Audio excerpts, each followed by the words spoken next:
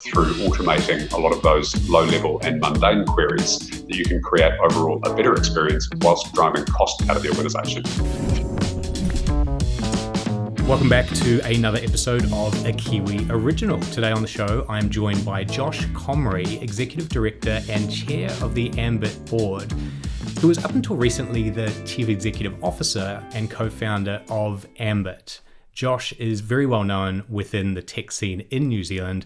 He's also an investor in high-tech businesses that are based in New Zealand that have intellectual property, IP, that has been taken internationally. So a keystone, a linchpin within the New Zealand tech scene. Today we're talking about Ambit, which is all about conversational intelligence and connecting people everywhere and enabling you to do business better, which kind of seems like a broad and lofty goal. So first of all, welcome Josh to the show. Hey Ryan, thanks very much for having me. I appreciate the invitation. Let's go straight into the question of what is the business problem that Ambit solves? Yeah, so in simple terms, when we founded the organisation, looked at some problems that could be resolved through the application of modern technology. So we started with what some real life problems are that we experienced and that we knew or believed would be pervasive. And so the business problem that it solves is a dual-edged sword. On the one side, it's as a consumer, we all have to consume services from power companies, telcos, banks, utilities, etc. And in most instances, unless you are onboarding as a new customer, which is when they tend to be quite responsive to you as a customer, the experience is largely broken. And that's through a number of different reasons. But in our opinion, it hinges around the fact that the great majority of customer service time is spent resolving low-level and mundane queries. And so the high-value things, the things that customers need to have resolved either quickly or that have some complexity around them, tend to sit at the back of the queue. So that's the customer problem. Organisationally, there's a great expense that's involved in serving customers. And so there's a lot of time invested and spent in spaces that don't really add value to either the customer experience or to the organisation's delivery to those customers. And so you can understand that through automating a lot of those low-level and mundane queries, that you can create overall a better experience whilst driving cost out of the organisation. Okay, so this isn't necessarily a new problem as such. The costs of customer service have always been there. You know, in the 90s, it was probably inter-voice response, and you had call center solutions to try to get people, off phones and into email. What's the shift now that Ambit helps get people away from, one channel and into another, or how does it address it so that it's not just shifting the problem, but actually solving it? Yeah, so you're right. I think this problem goes all the way back to what I refer to as the bazaar concept, which is that, back before 1900, give or take, there was often a one-on-one relationship that we would have with a vendor, and vendors would sell a variety of different things. And so I call it the bazaar because it's like the market bazaar when you buy a lot of different things from the same type of vendor. So imagine kind of the Middle East, which obviously led the world through a lot of different things up until about the 1300s or so. Around 1900, we flipped over from under 1 billion to over 1 billion people, and then we had this rapid, unprecedented growth that we see up until today, population-wise. What it's meant is that the ability to serve customers personally, know thy customer well, has become quite difficult unless you're an incredibly high-value customer for the organisation, or alternatively, it's a new startup business and they'd like to deliver a service which is akin to no others in the marketplace. So what do we do differently? So in simple terms, if you go back to the point that you referenced there, the IVR, interactive voice response of the 90s, and other kind of similar services, that was essentially, in fact, it came about in the 1970s, but didn't really gather any momentum until about the 90s. And so those types of things were essentially just enabling a customer to pick a path that was relevant to them to resolve a problem on their behalf. And so it was, forgive the term, but it was dumb. It wasn't able to handle difficult queries or queries that would be considered outside of the norm.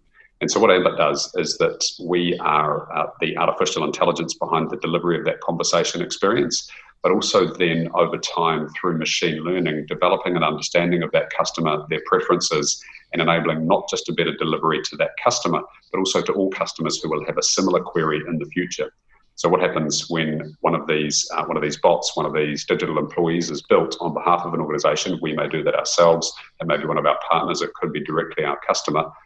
Then it starts off kind of knowing, let's say a dozen, maybe 15 different paths on behalf of customers. Then over time, as the organization understands which different paths their customers would like to have resolved through interacting with a bot, then you build out different conversations still. And so what we know to be the case now after 3.5 odd years in business is that there are certain paths and certain types of conversations that are really appropriate to be delivered through a bot, and then offer elegant handoff paths either to a human or to directly through a contact center, for example, or through some form of interaction like a email form of interaction with another human in that sort of environment. So start simple, build from there, and then have the ability to handle those things on an automated basis, but with some smart technology. The AI, as it relates to us, by the way, is conversational intelligence, and so it's natural language processing and machine learning. Okay, so your software there really allows an organization to handle some of those basic queries at scale, such as, how much is my bill this month, or I'm going to move house, here's my address. Some of those really basic things they may get at scale. Does that then free up the more expensive human resources to deal with the more complex things that we as humans are designed to resolve? Exactly. And a great example for us is Victor, who is a customer of Ambit's. In fact, our very first customer. And so I live in Auckland, and early one morning, my partner and I were woken by a flash. It was 5:45 a.m. and this loud noise. And it was the transformer in the neighborhood, which had, we thought, blown up, but it seemed to be a smaller problem than that. So we jumped onto the Victor website, and within 10 minutes, they had told the back-end system to tell the bot what was going on, and they simply connected the link of those two bits of information up. We were able to have a quick conversation with the bot, find out that yes, there was a problem in our area, and then do a handoff to a telephone number. So our cell phone number, one of our cell phone numbers was put into the system, and then we were texted every 30 minutes or so when there was an update to progress on resolving that problem. And so that's a really simple example of how you can go about elegantly handling quite a difficult problem that, as you can imagine, what happens when there's an outage with power, you go from no phone calls to hundreds, if not thousands of phone calls over the space of half an hour, an hour. And so that creates a massive business problem around peaky demand to be able to handle in the contact center. And you can simply never have all of the resources there to be able to deliver to that. And so in addition to the examples you used, onboarding of a new customer, resolving common customer queries, upselling of a customer across something that they might buy from you today into something different, all of those are really great examples of use cases that we're great at resolving. I can see how this would work for even Buy New Zealand Made. Like the queries we get tend to be, am I eligible? And then from that, there is a branch tree down, well, what are you manufacturing? Is it a health product? Is it a food product? It is a hardware good. There are different rule sets for different types of products. And just on that, that scale thing of call centers through COVID, through those lockdown periods, I know within the broader Business NZ network, there were peak times where people wanted to know, how much is this wage subsidy? Am I eligible for it? What are the rules around it? And there was no way that organization could look after the calls that were coming through it, 35,000 calls an hour sometimes. Wow. It's just a big scale problem. So once your solution's in there, and you said you've been around for 3.5 years, how much does that teach an organization about what their customers really want? Not what the organization thinks customers want, but what they're actually asking for. And do they change? Yeah. So it's a really relevant point. The challenge that you have with a contact center environment is that whilst most organizations record those conversations, the cost and the difficulty of going back and listening to every single customer interaction means that you really are unable to do that as a business. And so some businesses use scraping voice to text technology to then kind of infer some sentiment from those conversations. But often the translation from the conversation to text is not that elegant, not that effective. And so, one of the high points that we're able to deliver to is to have the actual true voice of your customer. And so in certain instances, we've had bots that have gotten up to 10,000 conversations in an hour. And that's either based off the back end of a promotion or off some form of event, like Vector, for example, a great example there.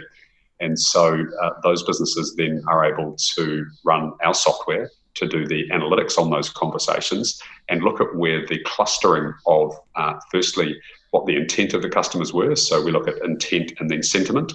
And so the intent might be, resolving a power outage, again, drawing on that same example. And then the sentiment is probably going to be concern, annoyance, frustration if they're not able to get an answer.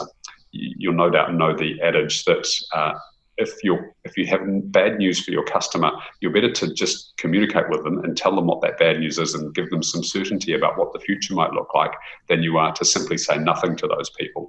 And people just don't like living in that environment of uncertainty. And so what we're able to do is to deliver that information consistently and, really importantly, also on brand and in the right tone of voice. So, during COVID, for example, we had a couple of customers that were able to scale up and enable them to deal with their customers and the concerns that they were having with a very empathetic, understanding tone of voice. And if there was any kind of high frustration or worry or any of those types of sentiment, negative sentiment is what we refer to it as, then elegantly hand them off to a human quickly. That is interesting. So it's not just working on what is said, it's working on what isn't said, but what is intimated through the tone. Ambit can actually pick that up. Yes, we can. Wow. So that takes actually away a whole lot of the guesswork for humans. That's probably something that computers could do better. Is that correct? Yeah, so there's really obvious things. We call it stress detection. And so there's the really obvious things, which is, did I deliver you the answer that you're looking for? No. So that's an obvious kind of check-in with the sentiment of the customer, or on a NPS score basis, 0 to 9, how likely are you to recommend us? And then if it's less than 7, then kind of offer the opportunity to provide some more qualitative feedback. And so if you look at how we then kind of gather that sentiment together on a one-to-one basis, you can deliver a solution. It can be a little bit more of an expensive method of doing it, but really if there's clusters of things that are going on for these big organizations, they tend to be more interested in understanding where clusters occur and then putting in place proactive measures to ensure that they deal with those clusters effectively as they move forward. I think it's a big opportunity, not just in the customer service space, but for the CMO, Chief Marketing Officer, where any touch point becomes a marketable opportunity. Why not start with your existing customers? Because that referral, particularly in the last decade in the age of social media, your referral is almost worth more because you don't have to pay for the cost of acquisition of the customer. But you need to make a good impact on your existing customers rather than continually trawling for more and wondering why you've got a high churn rate. Who is the buyer of the software when you're going into a customer like Vector or Noel Leeming or Tower? Is it within that call center arena, or could it sometimes be CMO or CEO? Yeah, great question. So it's evolved over time. So if we go back to our very early customers, then the part of the budget that we were allocated to was typically an innovation part of the budget, being AI software. That was kind of one of the buzzwords that was around in 17 and 18 and a bit of 2019. And so that could be the CDO was more often than not the person that would sit behind that, the Chief Digital Officer. It could be the CIO, Chief Information Officer. And so what we've seen happen over time is it is less the CIO and more likely, if the CDO exists inside a business, then they're pretty much always our sponsor. That role is the digital transformation, and we're viewed as a key part of digital transformation, and occasionally the CMO. And within certain scales of businesses, so most of our customers tend to be in New Zealand Enterprise, which is more than 1,000 seats, but we do have a number that sit around about the kind of 200 to 500 seats. And in that size, then typically we get escalated to the CEOs so that they have a view of what we're up to as well. There's real interest in the future of technology, but also the potential risks that they might bring along for the business as well. So that's why it tends to get escalated to that level of the executive. How prepared, Josh, are New Zealand's largest enterprises for both the opportunities of AI-enabled customer service or business versus the challenges of it, of outsourcing that customer touch point to something that's not a human. Yeah, so it's not a consistent standardized rule across the marketplace. So certain organizations more so than others. But if we look at the organizations that have really deep complexity inherent to how their businesses are run, think large bank, large telco, the big four banks, for example, those businesses tend to be a bit of a mess on the inside from a systems standpoint. And so how that's evolved is often through acquisition of a business and then bringing that business's data inside the mothership, so to speak. And or there's been a multitude of systems that have been brought on to provide different functions. And so you end up with a best of breed, delivering one small piece, another one delivering another small piece, and then them endeavoring to be cobbled together through a piece of middleware or something similar. And so organizational complexity does tend to be the enemy of innovation. And it's what is required behind the scenes for a very great experience to be delivered is that there is seamless interaction between the different types of systems, and also the data is captured in the right place to enable the business to both act upon those, but also record that information accurately and correctly. So if we were to say on a 0 to 10 basis, 0 being not at all, we may as well give up and wait 10 years for businesses to evolve before we're able to get wholesale into the marketplace. 10 being we're the most advanced digital economy in the world. I'd say New Zealand is about a 5 or a 6. And I compare us with, when I say that, with the markets that we have looked at and operated within, which is English first markets. I only say English first because our bots process language, and we are primarily built around English language. We have done a little bit of translation, but it tends to get quite difficult. And so I look at Australia, the United Kingdom, United States, and Singapore. Singapore, I'd say, is probably about an 8 overall in their 0 to 10 scale preparedness basis. Australia is probably about a 4. The UK is about the same as New Zealand, about a 6 or a 7. The US is about a 4 or a 5. So quite similar to the United States and Australia. Okay, so that's interesting, because that becomes a national competitive opportunity, but also a potential competitive threat, because this technology is such an enabler across a business. Do you see a time where businesses almost split into two categories of those that are AI enabled and have all of these advantages and become efficient at such a scale that they can deliver services with an entirely different cost base to those that haven't done the hard work of rationalizing their internal databases and instruction sets and to be able to take advantage of AI? So they're stuck in this, not only this complex world, but one they can't make sense of with the data and advantages of AI. Yeah, in fact, I'd probably say 3 categories, Ryan. So I'd say the first is those that are AI native. So, you've heard of the term, everyone has digital native, which is millennials and zennials. So it's those folk that grew up with some form of device that was, around them from the time that they could put their thumbs onto a keypad. And so there's those AI native organizations that were born to take advantage of modern forms of technology. That they grapple with customer acquisition. So the neobanks, of which we really don't have any really in reality in New Zealand, are gaining popularity in Australia, the States and the UK. And so they're born digital first. The cost of customer acquisition is such that they tend to be quite slow, and then there's regulations. And then, of course, there's the lobbying that goes on from those businesses that have something to lose, which can make their lives difficult to be able to grow at scale. They're doing well in the UK, though. So then the second and the third categories are those businesses that are incumbents in a market space. And there's those that will be left behind who don't do the hard work or can't justify the investment or simply don't have the capital available to go about that restructure of their internal and back office systems. And then there's those that do make that decision and make that jump into the space. So I think that the spoils will go to the first and the third of those. So there's the AI native businesses, and then there's those that make the decision to head down that path. Let's now talk about the capabilities of AI and how it's evolving. I saw something recently around an acronym called GPT-3, which I can't even tell you what it means, but it's the new AI instruction set where they've I think that a computer's read the internet and there's 175 billion data points versus 1.5 billion, which was GPT-2. Help me as a novice AI person understand, does that have any value to Ambit?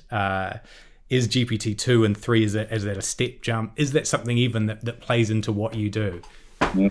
I've actually not heard of GPT myself, so I can't speak knowledgeably on that subject. But what I can say is that AI as a construct has been around since the 1950s. So Alan Turing was the first person to use that term. He was the man that was responsible for the machine that cracked the Enigma code, as people may know. And so then we had a mass influx of both money and production of applications through the 50s and the 60s. And then being unable to realize the benefits that were potentially available through AI, we went into this period called the AI winter that lasted until about 1997 when IBM created Big Blue. Big Blue was the computer that they designed to do one task and one task only, which was to play chess. And famously, that computer beat Garry Kasparov, the then standing world champion of chess.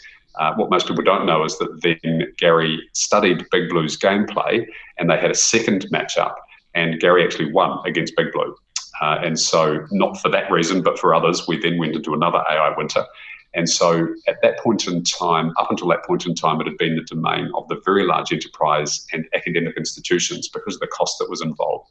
What we then saw was the emergence of consumer-based products and technology, which has either been AI-enabled or has been built with AI from the very outset. And so there's simple things like Netflix, which most people have been enjoying over the last few months, perhaps more than beforehand. And the reason that you're served up these, remarkably accurate suggestions of shows you just may happen to like is based upon AI. Shopping through Amazon and similar sites, it's the same sort of thing. Your behaviour is like other customers, therefore, that are like you, that therefore you may like these products. Then there's automated mapping functions on Google Maps, for example. Vehicles, they integrate both hardware with software, lane change assist and radar guided cruise control. Those sorts of things are all AI related, and because they're consumer targeted and they give consumers a better experience, it's very quick and easy for consumers to adopt new technology. The enterprise tends to be slower because of those things that I've mentioned, which is that they have natural inertia built into them, firstly.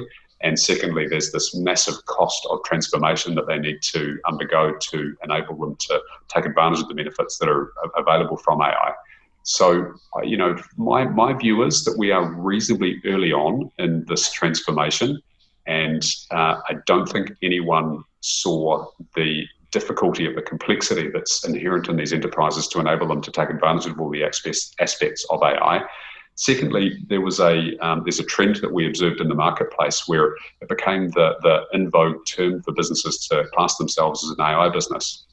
Unfortunately, like any newly emergent category, a lot of new entrants came into the space that didn't really have that much capability. And so there was quite a lot of money invested and burnt during 16, 17, 18 that didn't really produce results on behalf of the organisation. And so we saw this reticence in 2019 and early this year from businesses that had kind of had a bit of a foray, done a proof of concept or a pilot.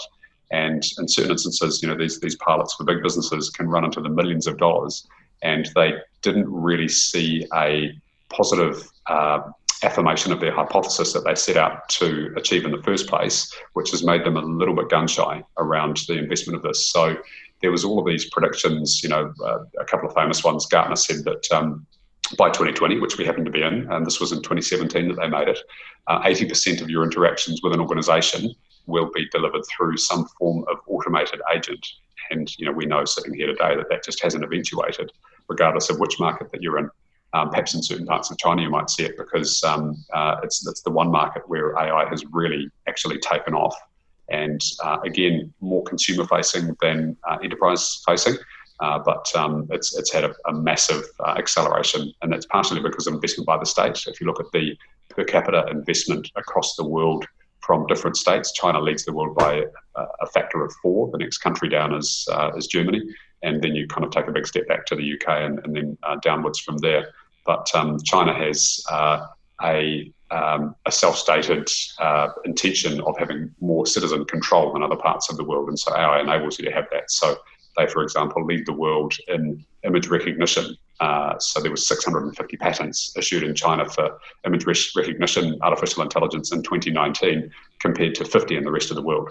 And so, they have some intentions to be able to achieve things with their population, which their population has accepted largely. And they're just going to go, oh, well, it is what it is. We're just going to take the technology because it makes our lives better. And so, we're still in the West, we're still kind of going through the journey. And I'd say that we've moved, depending on which part of AI you're looking at, we've moved from innovators into early adopters, but that's still less than 10% market penetration. So, there's a series of years of this kind of rolling evolution of enterprise adoption ahead of us. Hey, just a quick interruption. Thanks for watching a Kiwi original. If you're liking this episode, then hit the notification button, and that means you'll see when every new episode gets released. We've done 40 already. We've got another 50 lined up. Right, now back to the episode. There's a lot to cover there, and I think just to sum it up is that, as you said, we're at the start of this. I like to think of myself as somewhere between the early adopter and the early majority, at least when it comes to tech. And my first experience with AI was in 2017, and I hired an artificial assistant to do booking of calendar requests. It was called Amy, X.AI, and just unleashed it on business owners after I'd said to them, do you want to do an interview, do you want to do a chat? And I'd let Amy take over and do the calendar. And for about 80% of it really did work. But for the other 20%, where there was an if then else nested kind of statement, which is, I can meet you at this cafe between this time and this time, but if you prefer to do something with a beer after work over here, Amy would just throw her hands up. And I remember after I interviewed one business owner, he said to me, hey, you need to have a word with Amy. Like she's not getting what I was talking. Like I didn't want to be rude with her, but you need to have a chat with her. Right, Amy. Today? I don't anymore. I've got a real life helper, which helps. But it made me think around, what do we want as humans? Do we care about that human interaction, or do we just want to solve the problem and it becomes a transactional thing? Almost like, Uber Eats dehumanizes food, but it gets you fed. Where are all the things where we don't actually want the human in play because we just want the transaction, versus where are the things that, the human part is the delight, it's the amazing part. And if we can automate some of the transactions at scale as a corporate, what do we then do with freeing up that resource to make it something that actually delights our existing customer base and reduces the churn? Absolutely agree. The ACC is another customer of ours, and a really great use case as an example there. If you look at the business of ACC, they have one of the largest contact centres in New Zealand, firstly, and secondly, one of their biggest expenses is not in paying for therapy and treatment for people who've been injured in and around work or outside of work, which prevents them to go to work, but rather it's paying that person whilst they're off work. And so the interest and intent for both the individual, because people largely are typically happier in a productive work environment than they are sitting at home getting frustrated and bored. So the key defining moment there is enabling that person to go back to work quicker. Now, here's the interesting thing. If you look at the ACC's business model, the thing that prevents people from doing that is not the treatment of the physiotherapist, it's the at-home things, the exercises, the movements that they should be doing themselves. Most people don't follow through on that. And it's through a combination of a lack of accountability, a lack of understanding of what they need to be able to do at home. So what was that movement? Was I lifting my left leg up over my right shoulder, or was it the other way around? And so they forget what the movement may have been. And then also they don't have someone kind of, giving them the encouragement and the enthusiasm behind the scenes to enable them to get there. So if you think about a bot, and this is, a little bit of looking into the horizon for us with them around where we're going with the technology. At the moment, it's resolving business problems on their behalf. But you think about how, you can, pre-package that, because these exercises, if you have RSI, for example, the exercise to resolve RSI is going to be the same for 90% of the people because it's a common standard injury. And so simply pushing someone through the path, having a bot check in with them to say, how are you getting on today? How are you feeling on a 1 to 10 basis? How's your pain? If your pain's 8 or 9, then escalate to a human. If they're like a 3 or 4, how did you get on with your exercises? I didn't do the exercises. Oh, why not? And then you have a path that kind of pushes them down different things. I didn't feel like doing it, or I didn't know what to do. Well, I didn't know what to do. Here's another exercise, or I'm bored with the exercise. So you can kind of see how this can play out to really give these organizations returns that they wouldn't necessarily have conceived of at the outset when you simply look at the, why have I received this bill, which is what we resolve on the ACC's behalf today. It's the employer levy problem that we resolve for them right now. So there's a lot of really interesting and actually, in our opinion, quite exciting opportunities to enrich people's lives as this technology plays out. Isn't that interesting that you can almost reach further in to solve more of the super micro granular problems, which isn't, am I treating the patient as a good physio, but it's between those appointments to reduce the overall number of appointments, which means that, you're getting more return on investment as ACC. Where else within government is there an opportunity for not just for AI to make the government department more efficient, but providing that interface to the larger corporates, where then it provides almost the motivation to standardize, rationalize some of that complex infrastructure, data infrastructure, to be ready for AI if there's a government imperative that actually that becomes the return on investment for upgrading all of the things that are currently legacy systems. Yeah.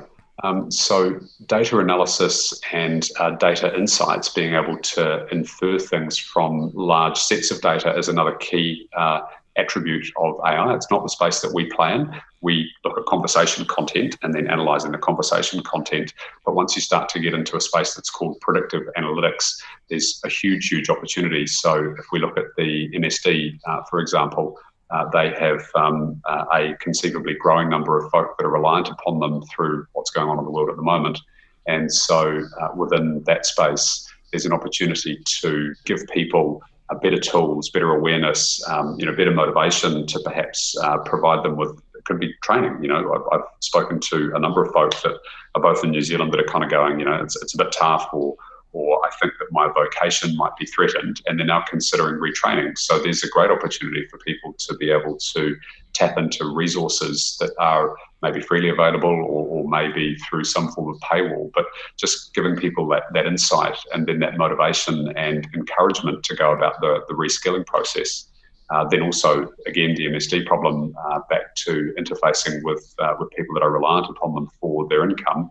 Perhaps you'll be unsurprised to learn that one of the biggest calls that they get is, where is my money and when am I going to be paid? That's one of the biggest calls. So really simple to resolve that problem. But then you can kind of reach beyond that and look at the helping people back into work and that kind of personal assistant, personal coach construct, which is a really powerful thing for a bot to be able to do. How did your job hunt go this week? Did you manage to get to that interview that you talked about earlier on and then with X company? Very, very simple for a bot to be able to do that. How did you feel you performed? What could you have done better? And then you open up a conversation and then you've got some resources you can tap in behind that to give people the ability to be able to perform better in that kind of context and environment in the future. So, once you start to consider, and it doesn't take long, and one of the great things that we're able to do with the customers that we work with and also our partners is the ideation process, and it's the blue sky thinking that we can do at the outset to kind of go, what are some gnarly issues, some problems that you might be facing as a business, and where could this go with you in the future? And you can see people's eyes light up as they start to really unleash their creativity and think about some of these things that they've gone, construct-wise, we've got humans in contact center resolving problems on behalf of people. We can't get beyond that because that consumes too much of our time and energy. So unleash them from that, and then people get really excited about what the future could look like. It all, however, starts with actually starting. How do you eat an elephant one bite at a time? And so for most businesses, kind of getting them started is just a great kind of step in the right direction. Yeah, I certainly see AI as something that allows us to be more human, not less human, because it takes away the task that we never should have been doing in the first place, which is iterative, menial over and over, whereas we should be creative beings. And through that 20th century, as you mentioned, from the 1900s, we changed as a society because we went from buying from one and having small tribal groups to at scale everything. And the Industrial Revolution got many people wealthy and brought up all our living standards, but we have become quite machine-like in the way we work. Outside of Ambit, Josh, because you're across a number of different things. You're investing in high-tech businesses. You're on many different boards. How do you stay focused when there's always exciting opportunities, I'm imagining, coming across your desk? How do you not chase the new thing? Great question. So a couple of things. If we talk about the investment portfolio, so I established for myself a series of rules about 5 years ago, and I check in on those rules once a year or so just to make sure that they are the right rules for me to have. And so, for example, I do seed or growth stage investing. I don't get involved in Series A by that point. It's too late for me. I like the riskier, bigger chunk of the business investment earlier on. I like businesses that I can understand and that I can really see a direct path from today to a 10x valuation based upon the things that I know. So I play in the spaces that I know. I haven't always done this, and the rules came about through making some mistakes earlier on and then kind of establishing these principles. So I was approached about a CBD type business, medicinal cannabis business just yesterday, and a Series A is the raise that they're doing. And I said, great, looks like a great business, guys, but just not for me. So stay focused on the principles that I've established for myself, invest only in New Zealand first businesses as well. And there's a few other things. From a time and energy into things such as boards, when I'm approached to talk to either a board or by a founder, then I always engage in the conversation. So I really enjoy getting inside someone's business and understanding what their intentions are, what their vision is, what their competitive advantages, what their values are. And then if I see some alignment and I have some space, some room on the dance card, so to speak, then I kind of explore the conversation further.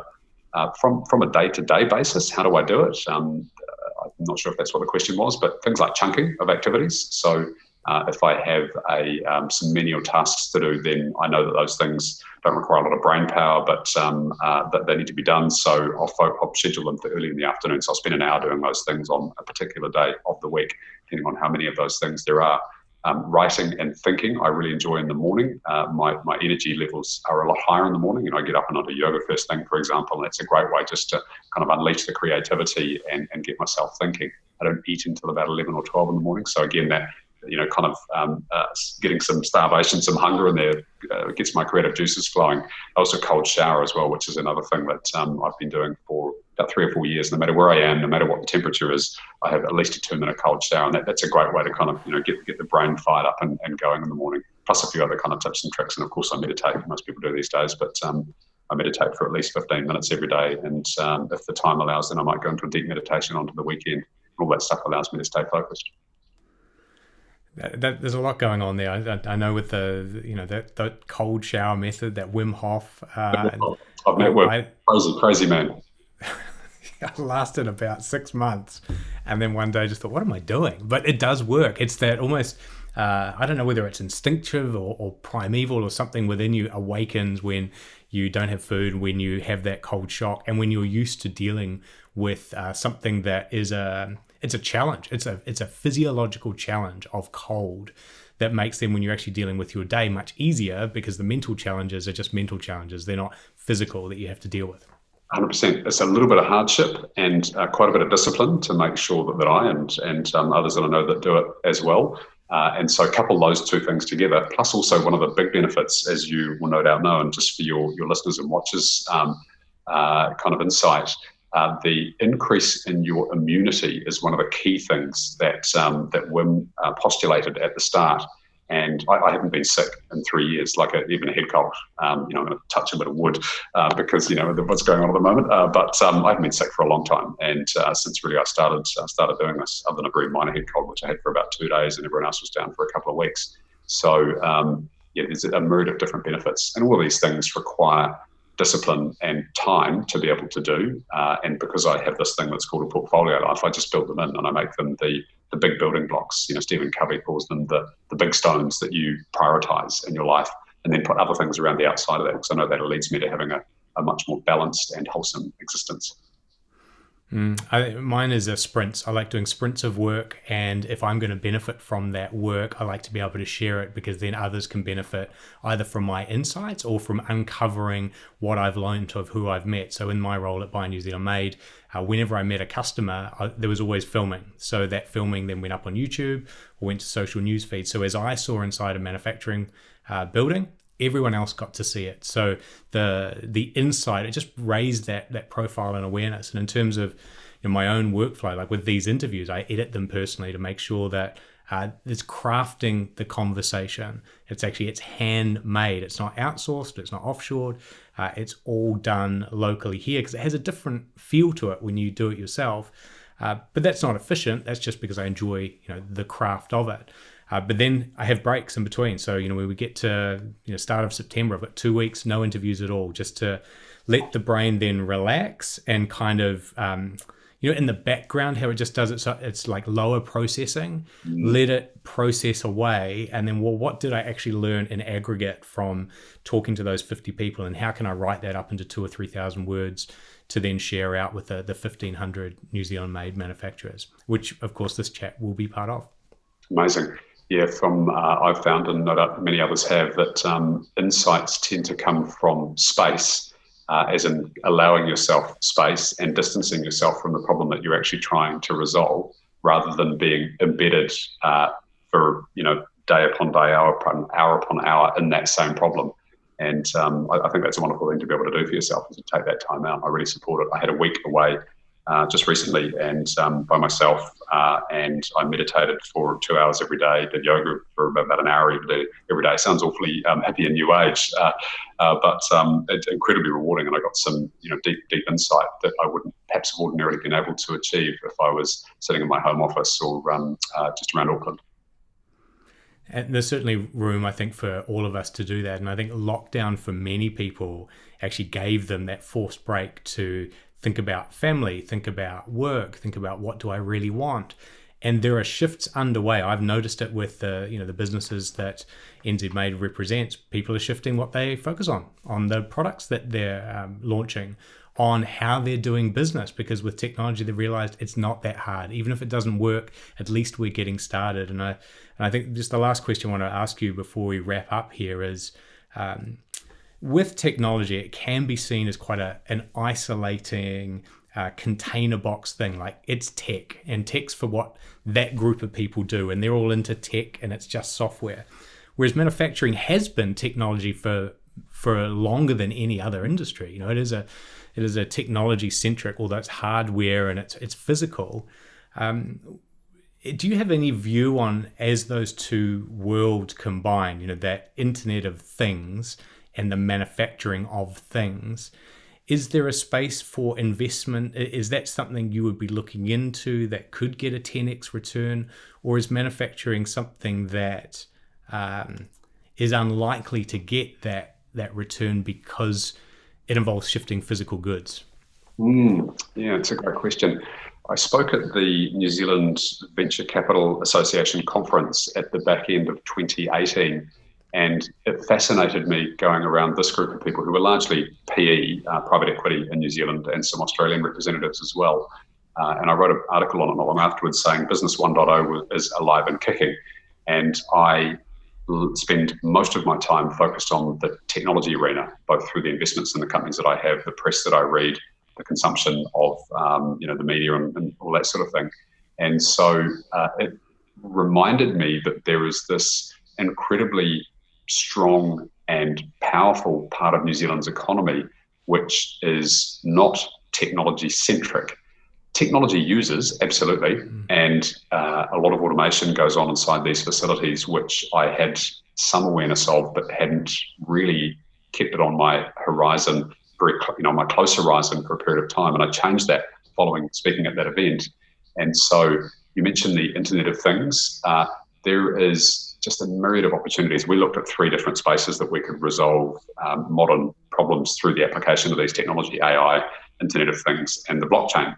And so I personally didn't pursue something in the IoT space at that point in time, as I viewed it as being a manufacturing-centric problem, as in specifically the devices that you'd be creating would be probably manufactured in Taiwan or in China. And so you really kind of chase the returns that you're able to achieve from smarter manufacturing and having IP protection and those types of things.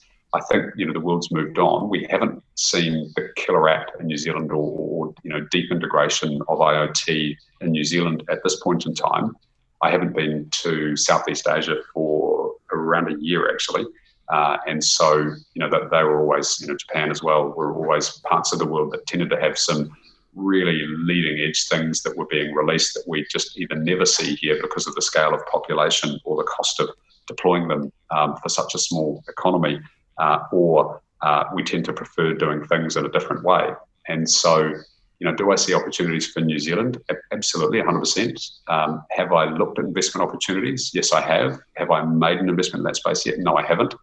And it's not because of the quality of the idea, but it was in the first couple of instances, my needing to build a deeper understanding of how they were going to go about resolving this problem that I got at a rudimentary level.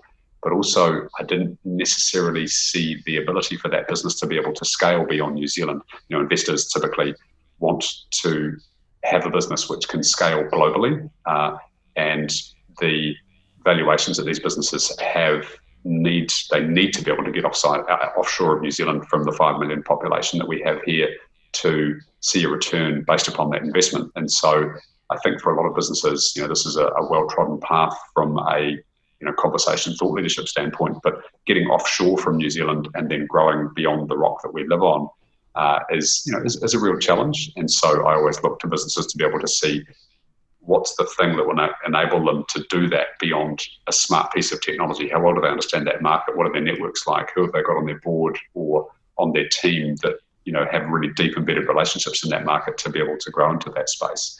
So that's a long-winded way of me saying that value additive manufacturing, integrating AI or similar types of technology, IoT, into manufacturing, it is obviously the future.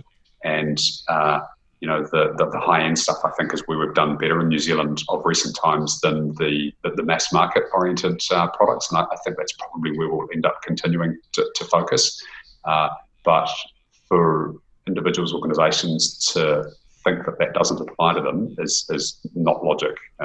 Doesn't hold logic in my mind. And so, understanding what's going on in the world and understanding how that could be applied to the distinctly New Zealand problem that could then scale internationally is just a smart way to go.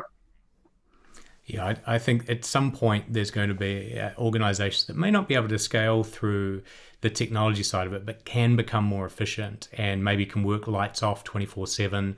And through the brand of New Zealand or through the brand and the contacts internationally, can still scale at that 10x or 100x, but it's not because of the technology. The technology has just become an enabler, and the New Zealand brand and the brand of the business has allowed the scale. So it could be like an Allbirds, but instead of their manufacturing in South Korea, it might be in Invercargill and Gore through a Elon Musk sized factory that actually no humans work in. I don't know whether that's a good thing or a bad thing, but I do see that as an opportunity for businesses that are manufacturing, that want to go direct to consumer, build a brand, but want to do it through a technology and AI-led layer, so it doesn't cover the cost. There isn't the cost of labor so much, so that you can now onshore back from Asia. I just don't know when that would happen, or if that's actually viable for the size of businesses that we operate here. Yeah. Oh, I agree. Wouldn't that be exciting if we had something of that sort of scale, and particularly regions outside of Auckland where there is people that are, facing, Invercargill Bluff with the smelter going. Is a great example of where a gigafactory could be put in. Cheap land, cheap labour, willing participants. The good folk and good workers done in that part of the world is proven to be. I don't know specifically what the thing could be, but I think it would be bloody exciting if someone was to pursue it. Let's just keep moving forward with these ideas and having these conversations, whether they're serendipitous ones like this one, or whether they are intelligent conversational ones like Ambit. Look, Josh, I've really enjoyed our chat and really appreciated your generosity with your time today, and being able to share this with the New Zealand Made Network. That's a fantastic thing. And thank you for the work you're doing with technology in New Zealand. It takes a lot of people to move not just the sector forward, but how we see technology in New Zealand, because it is such a great enabler. And I'm sure, as we've discussed, you're seeing how it's moving and the pace it's moving overseas. And if we want to continue the standard of living we've got here, we've got to not only keep pace with it, but we've got to keep ahead in the areas where we think they're a strategic advantage to New Zealand. So, appreciate the work you're doing. Thank you for the invitation, Ryan. Thank you for your thoughtful and well-considered questions, and also for you being behind this, promoting New Zealand businesses. It's a great crusade and a really worthy one. So I appreciate your efforts too, Ryan. Oh, you're more than welcome. This has been a Kiwi original brought to you by the New Zealand Made team. Thanks for watching. The New Zealand Made trademark is used by over 1,200 businesses in New Zealand. The New Zealand Made team licenses that trademark. Check if you're eligible at bynz.org.nz.